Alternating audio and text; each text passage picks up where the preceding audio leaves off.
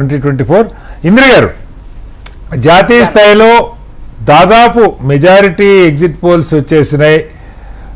India కూటమి ఆశించిన పద్ధతిలో ఎన్డీఏ బీజేపీ దాని మిత్రపక్షాలు 300కి పరిమితం అయ్యే పరిస్థితి కనపట్లేదు. 350 పైనే చూపిస్తూ ఉన్నాయి. అంటే ఆబ్వియస్లీ బీజేపీ మ్యాజిక్ మార్క్ని సొంతగా దాటే పరిస్థితి కనపడుతుంది యాజ్ ఆఫ్ నౌ. ఇంకా కొన్ని ఫలితాలు రావాల్సింది ఉంది. సరే ఆ ఫైనల్ పోల్ ఏమో తెలియదు. అలాగే తెలంగాణలో ఏ ఒక్క పోల్ కూడా exit polls Congress double digit అని చెప్పలే. మీరు ఏదైతే చెప్పుకుంటూ వచ్చారో 13, 14 కొన్ని సర్వేలు అయితే బీజేపీనే ఒక 9 దాకా గెలవచ్చు, కాంగ్రెస్ 6, 7 అని చెప్తున్న పరిస్థితి. 7 to 9 ఎక్కువ ఇచ్చారు ఇద్దరి మధ్య. ఏంటి బీఆర్ఎస్ పరిస్థితి ఏం కాబోతోంది? జాతీయ స్థాయిలో కాంగ్రెస్ ఏంటి? తెలంగాణలో బీజేపీ పరిస్థితి ఎలా ఉండొచ్చు? నేను స్థానంలో ఉన్నటువంటి పెద్దలకు నమస్కారం. బేసిక్ గా ఇవాళ వచ్చినటువంటి ఎగ్జిట్ పోల్స్ కనుక అంటే దేశవ్యాప్తంగా రిజల్ట్స్ చూసుకున్నట్లయితే ఇండియా కూటమి ఆశించినటువంటి స్థానాలు ఎగ్జిట్ పోల్ లో కనిపించలేదు. సో అందరు మాక్సిమం 200 వరకు ఇచ్చున్నారు. సో మ్యాజిక్ ఫిగర్ మనకి 273 కావాలి కాబట్టి సో మాకు వచ్చినటువంటి అంటే మాకున్నటువంటి మీకు మనము ఈ మధ్య కాలంలో జరిగిన డిబేట్స్ చాలా వరకు కనుక ప్రజల యొక్క నాడి కానీ ఇవన్నీ మనం గమనించి చూసినట్లయితే కాంగ్రెస్ కి సైలెంట్ ఓట్ జరిగిందని చెప్పాల్సినటువంటి అవసరం అయితే ఉంది. ఎందుకంటే అది భారతీయ జనతా పార్టీ చేసినటువంటి కొన్ని విద్వేష ప్రసంగాల ద్వారా కొంత సైలెంట్ ఓట్ జరిగిందని మాకున్నటువంటి ఇన్ఫర్మేషన్. రెండో విషయం ఏంటంటే దేశవ్యాప్తంగా నరేంద్ర మోదీ చేసినటువంటి గొప్ప ఘనకార్యాలు ఏమున్నాయి అన్నది, ప్రజల యొక్క జీవన శైలిలో గాని జీవన మార్పులో గాని వచ్చిన మార్పులు ఏంటి అని వీటిపైన కదా చర్చ అంతా జరిగింది. బట్ చర్చ ఎక్కడా కూడా డెవలప్మెంట్ పైన జరగకుండా కేవలం మతము విద్వేషము వీటిపైన మాత్రమే నరేంద్ర మోదీ గారు మొదలు పెట్టారు వాళ్ళ యొక్క ప్రసంగాన్ని ఎక్కడ చూస్తున్నాం. బట్ కాంగ్రెస్ పార్టీ మాత్రము ఒక భరోసాని ప్రజలకు క్రియేట్ చేసే విధంగా ఇది మా మేనిఫెస్టో, మేము గనక అధికారంలోకి వస్తే మీ యొక్క భవిష్యత్తు మేము గ్యారంటీ, ఇవి మా గ్యారంటీలని మేము ప్రజల ముందు పెట్టాం. కాబట్టి మాకు ఓటు అన్నది చాలా స్పష్టంగా ఈ ఎగ్జిట్ పోల్ తారుమారవుతాయని అనుకుంటున్నాను. ఒక ప్రశ్న, ఇవాళ ఆఖరి ఫేజ్ పోలింగ్ ఉన్న నిన్న సాయంత్రమే ఇక్కడ ఇవాళ పత్రికల్లో మార్నింగ్కే వచ్చేసింది. పవన్ ఖేరా గారు మీ నేషనల్ స్పోక్స్ పర్సన్ పార్టీ ఆదేశాలు ఎవరు కూడా ఎగ్జిట్ పోల్లో పాల్గొనొద్దని చెప్పడం కూడా ఈ ఆఖరి ఫేజ్ లో కూడా మీరు నష్టం చేసుకున్నారని చెప్తున్నారు. మళ్ళీ దాన్ని సడలించినట్టున్నారు. ఎందుకు సడన్ గా డెసిషన్ తీసుకున్నారు? ఒక జాతీయ పార్టీ ఎగ్జిట్ పోల్ అందులో మీరు బాగా చేసామనుకున్నప్పుడు ఎందుకు అసలు పార్టిసిపేట్ చేయకూడదని అనుకున్నారు? అలా ఇప్పుడు ఓటింగ్ సరళి అన్నది మనకి ఏంటి అన్నది మనకు ఐడియా ఉంది. ఎగ్జిట్ పోల్ అన్నది ఒక శాంపిల్ సైజ్ ద్వారా చేసేటువంటి ద్వారా అది ఎటు అవుతుంది ఏమవుతుందని ఎవరిని కూడా మనం అక్యురేట్గా చెప్పలేనటువంటి పరిస్థితి.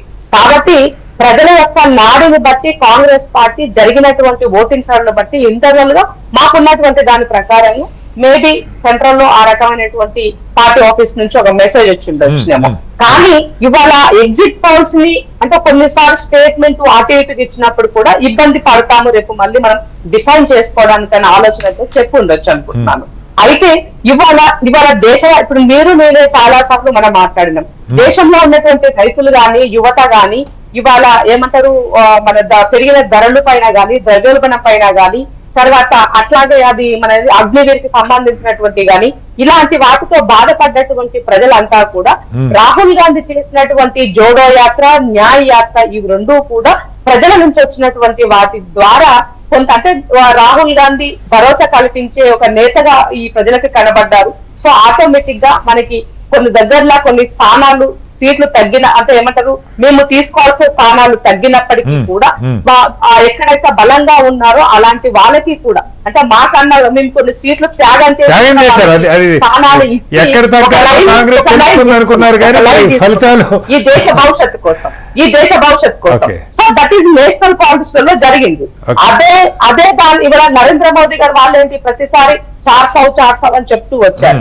నేనేం చెప్పాను ఇప్పుడు రేవంత్ అని ఇచ్చినటువంటి స్టేట్మెంట్ ప్రకారంగా చార్సావ్ ఎందుకు అడుగుతున్నారు? రిజర్వేషన్ ఎత్తేయాలనుకుంటున్నారు కాబట్టి చార్సావ్ అడుగుతున్నారు. ఇది వాళ్ళ యొక్క ఇంటర్నల్ గా ఉన్నటువంటి వ్యూహము. బహిరంగానే కొద్ది మంది వ్యక్తులు మాట్లాడినారు అని రేవంత్ అన్న మాట్లాడిన తర్వాత దేశవ్యాప్తంగా చర్చ జరిగి నరేంద్ర మోదీ గాని ఆర్ఎస్ఎస్ పెద్దలు గాని వాళ్ళు సచ్చినా సరే మేము మాకు ఆ ప్రాణం ఉన్నంత వరకు ఇది మార్చడం అని చెప్పే స్థాయికి తీసుకొచ్చారంటే వాళ్ళు భయం అనేది నెలకొరిందనేది వాస్తవం కదా.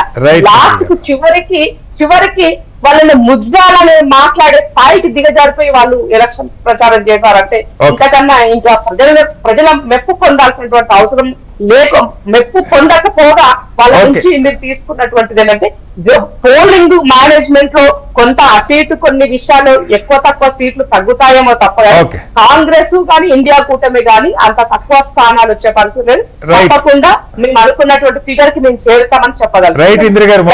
తెలంగాణ రాష్ట్రంలో తెలంగాణకి సంబంధించినటువంటి బీఆర్ఎస్ అనేది కంప్లీట్ గా మేము ముందే చెప్పాం, ఎలక్షన్ ముందే చెప్పాం. ఈవిడ బీజేపీ తర్వాత కాంగ్రెస్ కి మధ్యనే ఉంటది పోటీ. బీఆర్ఎస్ అనేది ఎక్కడా ఉండదు. ఎలక్షన్ తర్వాత పూర్తిగా కనుమరుగవుతుంది.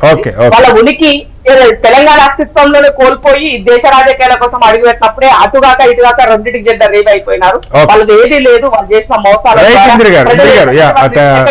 టైం అయిపోయింది. మొత్తంగా ఇవి ఎగ్జిట్ పోల్ ఫలితాలు ఇంకా పూర్తిగా రాపోయినప్పటికీ జాతీయ స్థాయిలో మరోసారి ఎన్డీఏ కూటమికి అవకాశాలు ఉన్నట్టుగా ఇప్పటికైతే కనపడుతుంది. అలాగే ఆంధ్రప్రదేశ్లో హోరాహోరీగానే ఎగ్జిట్ పోల్ ఫలితాలు కూడా 50-50 చూపిస్తున్న పరిస్థితి. కొన్ని వైసీపీకి అనుకూలంగా, కొన్ని కూటమికి అనుకూలంగా చూపిస్తున్నాయి.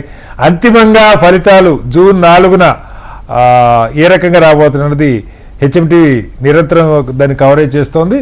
చర్చలో పాల్గొన్న తులసిరెడ్డి గారికి, అలాగే అల్జాపూర్ శ్రీనివాస్ గారికి, కాకుమార్ రాజశేఖర్ గారికి, జ్యోత్స్న గారికి, ఇందిరా సోపన్ గారికి, రామరాజు గారికి, నర్రాశేఖర్ గారికి ధన్యవాదాలు. ఇది వాటి స్పెషల్ డిబేట్. నమస్కారం.